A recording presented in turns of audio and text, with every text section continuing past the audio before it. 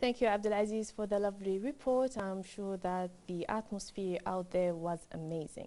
So let's jump or join our first guest. The subject of the private company is founded by a young Kuwaiti engineer named Ahmad Omar. The idea stemmed from his studies in the United States and the difficulties his peers faced in passing the AziadiQ8 exam as part of their qualifications for studying abroad. He founded the company and worked on the idea, and today he has become an official and a strategic partner of the British Council, providing registration and tutoring services for IELTS test through a dedicated application. This application offers Kuwaiti students and even students from across the Gulf region significant opportunities to register for and pass the test. So please join me to welcome Mr. Ahmad Alsayed Omar, founder of a private company and co-founder of Global Assessed Company. Mr. Ahmad, welcome to Good Morning Kuwait. Thank you very much, appreciate that. Well, let's jump into business and ask you about the company. How did the story of the company became into, let's say, reality and you give it life? Well, first, I believe it was back in 2020 when I was still a student in the US. So what happened was I saw a lot of my colleagues and friends from the Gulf area were struggling to achieve the IELTS in order to be accepted in the university. And most of them kept repeating the test exam. multiple times. Yes. And eventually some of them went back. So I saw the struggle. So I was like, why not find a way where we can help them? Yes. So I started to look into it when I was in the US. As soon as I got back into Kuwait, I started to work on getting the license and figuring out how we can help the students. And after that, the company was let's say started on board. Yes. Okay. I know it's, let's say, a struggle and let's say a pushback for students. As you said, it's not only in the US but also here in Kuwait. The exam is extremely difficult. True. And also not, let's say, cheap. Yes, also costs money. true, yeah. So how do you describe, let's say, your company mission? We know that you help students, but tell me more about how do you prepare the student? We actually work on the students' weaknesses. That's actually one of the things that set us off from the other companies. Yes. Like all the courses you'll find worldwide, they're going to work on the tricks and tips. Yes. But we provide the tricks and tips, but other than that, we also try to build a connection with the student and figure out their weaknesses through homeworks and in-class activities. So when the students go ahead and solves the homeworks, participates in the classes, we can grade those stuff and figure out what are their weaknesses. Then we can help them move on forward to achieve the band score that they need. Yes. Okay. Based from your, let's say, expertise, we are heading for especially for the 12th grade, they are now preparing to go to the university.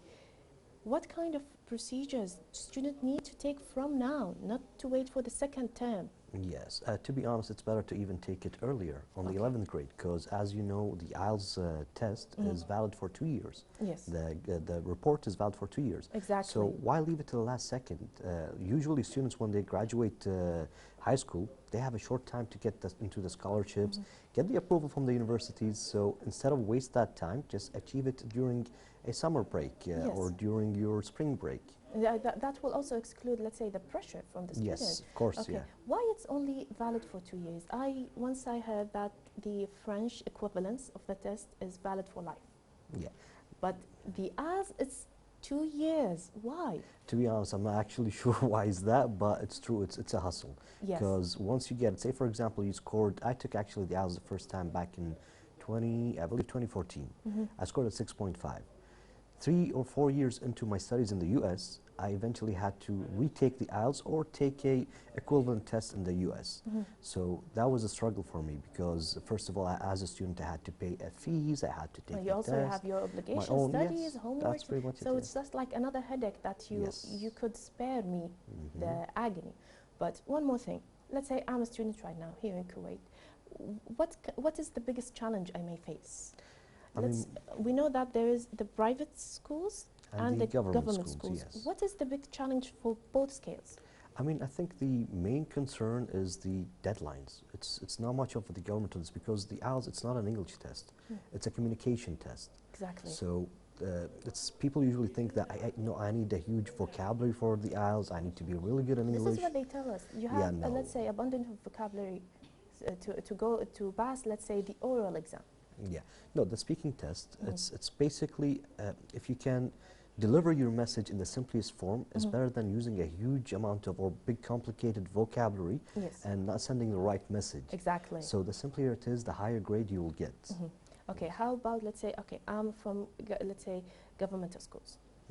As you said, it's based on communication. Do you think the governmental schools prepare students, especially high-scoring students, to go for the IELTS? We know we have the national tests, and there are huge preparations for it, not only for high school, but also for university students.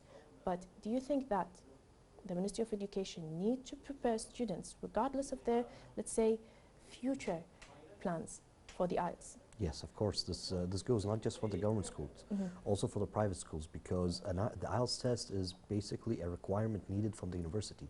Wherever you want, it's international, like either in US, UK, even in Kuwait. Even Kuwait, yes, exactly. Yes, especially for MPA, higher education, they require IELTS. Okay. My next question, what do you think students misunderstand or understand about the IELTS? Sometimes they understand and misunderstand. What do you think? I mean, usually the students think that the IELTS examiners are out there to get them. And they think that... Isn't that true? Yeah, that's the thing. They're like, oh no, the examiner was picking on me. He wasn't even answering my questions or this. No. So the thing is, the test is not graded in Kuwait or in British Council or in IDP. The test is eventually graded in Cambridge.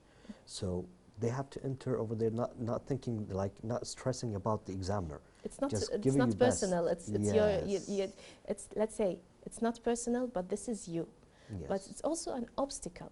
Why we need the IELTS? Why do we need it? It's an obstacle, not only in Kuwait but everywhere.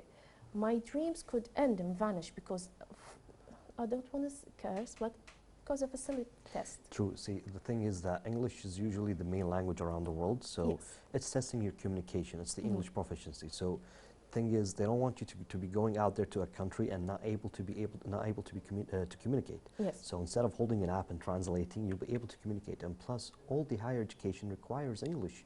So, say for example, if you go to the US, how are you going to proceed with all the subjects, whether it's physics or circuits or whatever subject you're taking is going to be given in English. Exactly. So how are you going to be studying if you're not able to communicate? So that's why it tests you if you're eligible for to continue your studies, or you need to go ahead and take other courses. Okay. Now let's talk about the exam or the test. Tell me about the structure before let's say giving the exam. Tell me about the structure. What is first and what is last, and how should we use time? I know we are limited by time. How can I use that time, like let's say efficiency, and to pass the exam? And what is the minimum score? Because I'm thinking of taking it. Okay, so let me answer you first about the minimum score. Yeah. So basically, people usually think that 5.5 is the score that they need to get because the Ministry of Higher Education requires 5.5 in order for you to go on a scholarship. Yes. But that's not the score you need to look at. No. You need to look at the score that the university requires, because no university will accept a 5.5.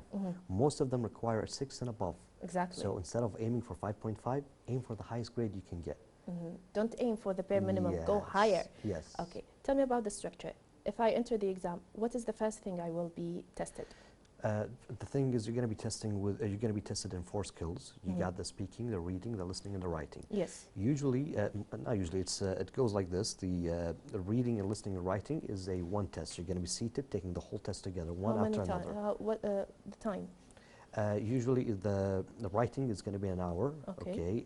The reading is also going to be an hour, and the listening is going to be about 40 minutes, if I'm not mistaken. Let's say 3 hours maximum. Yes. Okay, how about, let's talk about the oral speaking exam. test, Yeah, yes. this is the obstacle, the major obstacle most students, especially governmental students, suffer and afraid of. Yes. What is, let's say, what is the structure? Is it an interview, or it's a presentation, or what is the It's structure? actually broken down into 3 tasks. Task 1 is basically what we call is breaking the ice, where the examiner is going to ask you simple questions about yourself, where you're going to introduce yourself, just personal questions. Yes. Task 2 is where your students usually struggle in. It's where you have to talk for 2 minutes straight, non-stop. So they provide you with a topic. And sometimes the topic you have no clue about, you've never thought about it, but you have to talk about it for 2 minutes. They do give you a minute to prepare yourself. They're going to give you notes and bullet notes and something like that. You can write, prepare your ideas. So usually, like at this type of, like in task 2, they should just proceed on talking. Even if they have no clue about it, it's okay. They're just not keep testing. talking. Yeah, they're not testing whether if your answer is correct or wrong. They're testing your communication. Just keep talking about it, even if you're going to make stuff up.